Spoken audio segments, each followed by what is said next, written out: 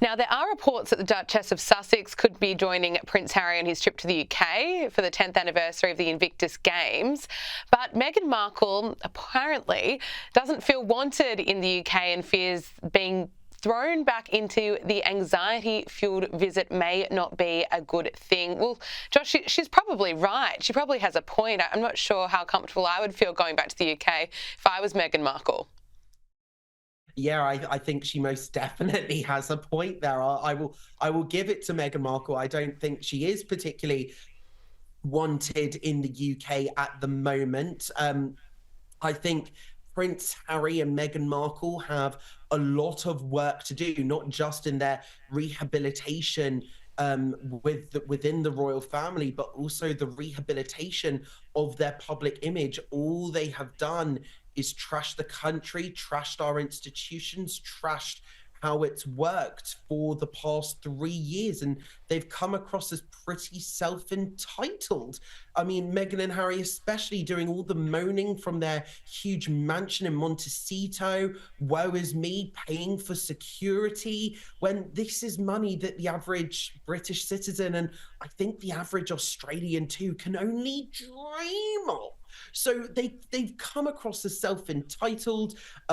I mean, their popularity all over the place has really been going down the pan. They're just this week, Princess Catherine has been voted the most popular royal, approval ratings of over 70%. Meghan Markle is absolutely nowhere near that level.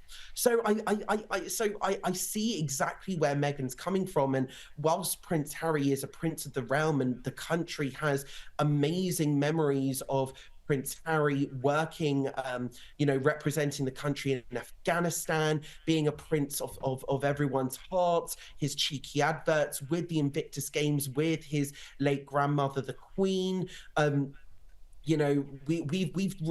UK has taken Harry to their hearts over a number of years. So there's still the sentimental value with Harry there. And especially we can't help but look at what he does with Invictus and admire him for that. But Meghan Markle does not have that same power. She only really came on the scene in 2017 and 2018 when she started up that relationship with Prince Harry. She hasn't grown up in the UK public eye. So when we see someone who's been absolutely trashing the royal family, that we've been growing up with, making absolutely bombshell statements, being seen almost as this royal rebel rouser, I mean, she doesn't have that same sentimental value that Prince Harry has in this country, regardless of Prince Harry's own opinion ratings anyway. There's still at least love left with Prince Harry. I don't think it's the same with Meghan Markle. So I definitely see exactly where Meghan Markle's coming from. And actually, we talk about the royals and all of this stuff, and royal commentators saying, well, this one overshadows the king, this one overshadows this one, has Prince Harry overshadowed the Prince of Wales, and all of that stuff in the past. Well, actually, I think Meghan Markle being at the Invictus Games would only be a distraction within Harry, when Harry's in that environment where he feels most at home, and that is promoting a cause that he feels so passionate about, helping wounded army veterans. Meghan would be a distraction. And also, can I just say, I think it would be understandable for Meghan to stay at home as she cares for her young children. So I don't think people would necessarily hold it against her for that. And I think this is, if Harry does want to rehabilitate his image within the royal family and within the country, I think Harry at first might have to do that alone and then bring Meghan with him. It's a good point, and I think Meghan Markle has a very long way to go if she wants to become as popular as Princess Catherine. And we'll speak about Princess Catherine in just a moment, but I want to get back to King Charles because there are plans for his trip to come to Australia. Well, they are well and truly underway. They are cautiously taking shape as he, of course, resumes work following treatment for cancer.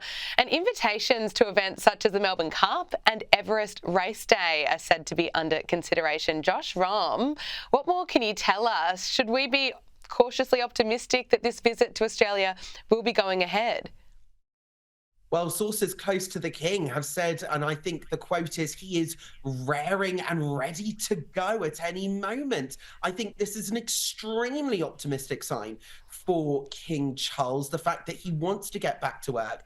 And actually, I think as we're seeing the footage on screen now, we're seeing, that almost, I wouldn't say unprecedented walkabout, but considering he is fighting cancer at the moment and is undergoing cancer, the fact that he was not just waving at the crowds outside of St. George's Chapel at Windsor Castle on Easter Sunday, the fact that he was there shaking their hands, greeting people, being up close and personal, and not just one or two hands, but many hands within the crowd, interacting with many people. This was him doing what he does best. It shows that he is, at least he could be getting better, or at least that he's definitely ready to get back to work, to do those front-facing royal duties again. That's the thing. There is a reason why Her late Majesty Queen Elizabeth II wore colourful clothing back in the day, and that was because she wanted to be seen as so many people, and she knew that she had to stand out. And I think the same mentality goes with His Majesty King Charles. He wants to be seen. He wants to be seen doing stuff, and it's not just events around the UK. He cares a lot about the Commonwealth of Nations as well, and bearing in mind he is still technically head of state of countries such as Australia and Canada. So it's not surprising, especially with Australia having that Republican mentality as well. It is important that the monarchy at least shows visibility in Australia, shows that they care about Australia. I think this shows just how much Prince Charles cares about Australia, that as long as he is declared fit by his medical team, he wants to do whatever he can to get to Australia. But the signs are there of optimism for King Charles. He is clearly, at least seemingly from the outside looking in, he seems to be getting better. His medical team may have probably given him permission to start doing stuff, start easing in, and well, a trip to Australia might be just the ticket.